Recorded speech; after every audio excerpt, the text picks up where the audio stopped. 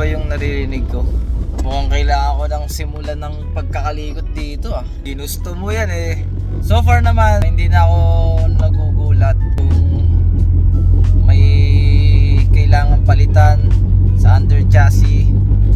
Dahil kapag talaga project car ka ng 90s, kung may mabili ka man na 90s car at biglang may lumalagotok, huwag ka na magulat. Unless i-declare yan na bagong palit si bushing, si B-joint, di ba? Pero bihira yung ganun eh. Kaya ayun, masaya tong ang pag-aayos kay Brin. So ngayon, ang pending na project na nakalista ay una itong bucket seat na Subaru. Stock daw siya ng Subaru. Ipapare-up ko siya kasi dahil nga ipapare-up na lang natin siya ng black suede. Hindi natin kung babagay kasi ginawa nilang black tong kahapon ko lang din napansin yung headliner, yung ceiling. Ginawa nilang black. Yun yung plano ko kay Remy. Pero kasi nagpaka-purista ako doon. Kaya hindi ko tinuloy yung pagka-black. Pero ang plano ko doon na project, all black talaga yung interior. Kaso mawawala siya sa pagiging parang original, di ba? May sinusundan tayong concept doon. Dito natin gagawin kay Brin. Total kasi ayan napangunahan na ako ni Sir Renzo, 'di ba? Na kulay black na siya. So gawin natin all black tong interior.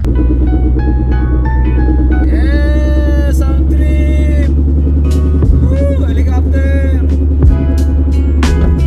Lord, ingatan niyo ako, Lord. Agenda for today. Meet up kay client para sa panggawa nitong CB joint at pa mga under chassis ni Brin. Doon muna tayo kuha ng sauce.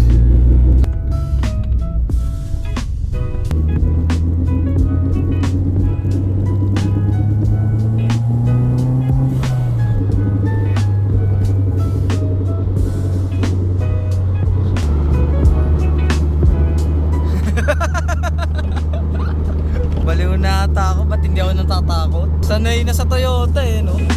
Napagdaanan na kasi.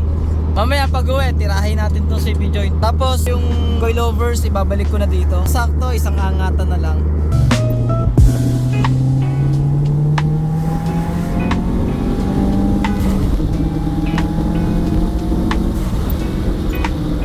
Ito pa pala isang issue guys. Kapag magre-reverse, natunog yung tranny ba?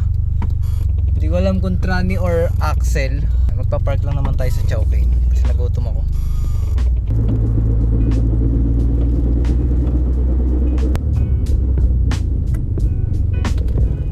So far so good, safe naman tayo nakauwi.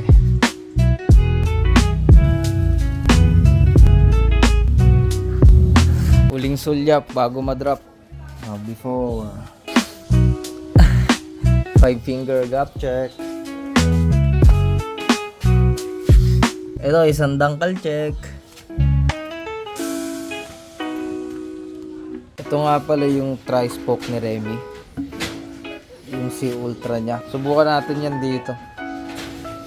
Sige, check na natin. Ito bagay naman guys. Soon.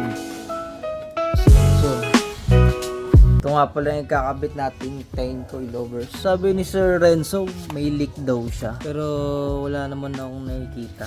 Malalaman natin pag kinabit. Magkakulay oh. Meron nga pala tayong bisita ngayon sa garahe.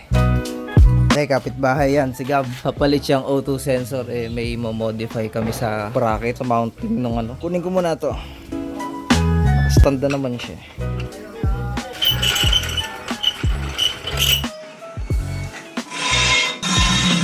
Pala yung lumalagotok. Kaya pala palakas ng palakas. Check. Ayun. Mas maikli. Ay, eto pala yung lumalagotok. Grabe. Grabe, nagagalaw ng kamay ko. Kaya naman pala. Kaya naman pala. Grabe, akala ko ito na yung Kala ko ito na yung pinaka-grabe kong makikita. Ayun.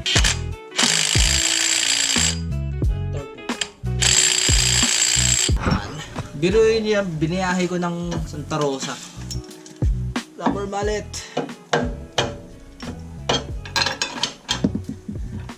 Ito saan pala yung mallet?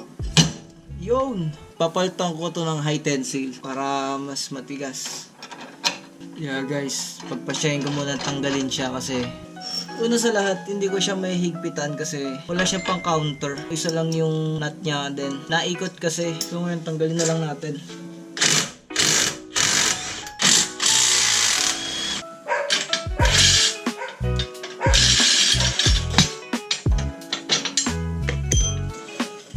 Ginawan pa ng dalawang nut para makabit.